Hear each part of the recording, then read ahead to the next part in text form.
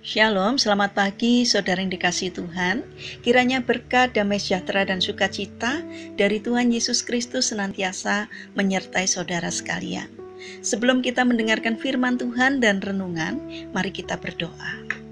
Tuhan Allah Bapa yang baik, kami sungguh bersyukur atas kebaikan dan kemurahan hati-Mu karena Engkau selalu melindungi kami dalam beristirahat sepanjang malam, sehingga kami saat ini dalam kondisi yang sehat dan baik, sehingga dapat menikmati indahnya hari ini.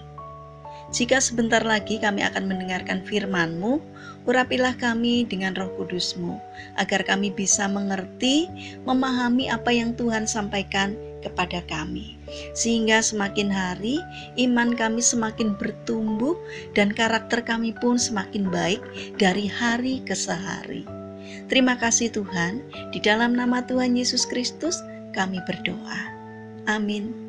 Saudara yang dikasihi Tuhan, tema renungan pada pagi hari ini adalah wujudkan mimpimu.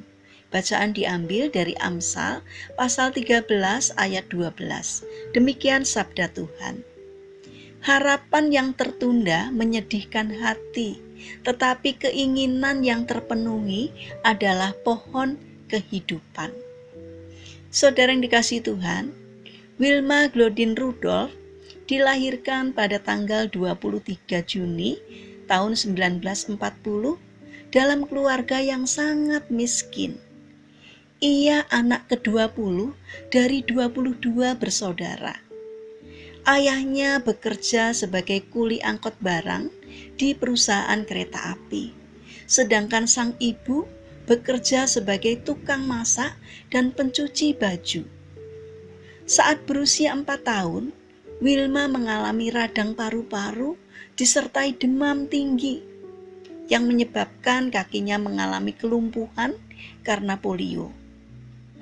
Dokter menyatakan bahwa selamanya ia tidak akan pernah bisa berjalan lagi. Untuk itu, kedua kakinya harus menggunakan tongkat. Lama-kelamaan kakinya terlihat semakin mengecil. Namun Wilma tidak pernah menyerah dengan keadaannya. Walau ribuan kali terjatuh, ia terus mencoba untuk berdiri. Suatu saat, ia nekat melanggar nasihat dokter dengan membuang tongkatnya dan melakukan langkah pertama yang menurut dokter tidak akan pernah dapat dilakukan olehnya. Ketika itu ia menginjak usia 9 tahun.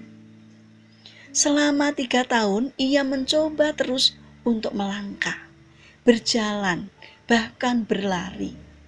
Dan pada saat usianya 13 tahun, ia mengikuti perlombaan lari untuk pertama kalinya. Namun ia kalah. Meski demikian, Wilma tidak putus asa. Sejak saat itu ia terus mengikuti pertandingan di ratusan lomba lari. Dan ratusan kali pula ia mengalami kekalahan. Hingga suatu hari, ia berhasil memenangkan perlombaan lari dalam suatu kejuaraan negara bagian yang membuatnya meraih beasiswa. Kemudian ia bertemu dengan seorang pelatih atletik yang bernama Ed Temple.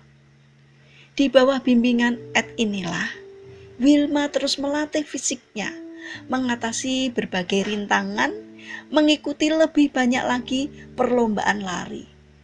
Terus melaju hingga sejarah mencatatnya sebagai seorang pemenang. Ia telah memenangkan 3 medali emas di lintasan lari 100, 200 meter, dan estafet 400 meter. Saudara yang terkasih, ketika kita mendengar kisah Wilma, mustahil rasanya mempercayai bahwa seorang yang tadinya divonis tidak dapat berjalan untuk selamanya, mampu mengukir sejarah dengan prestasi yang gemilang.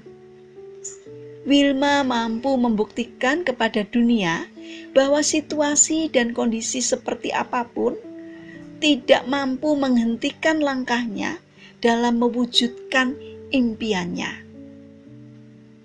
Saudara yang terkasih, Sudahkah kita berusaha keras seperti Wilma di dalam mewujudkan impiannya? Jangan biarkan impian kita terkungkung di dalam memori tanpa aksi. Walau sering terjatuh, teruslah berlari sampai langkah terhenti di garis finish. Jatuh bukanlah tanda kegagalan.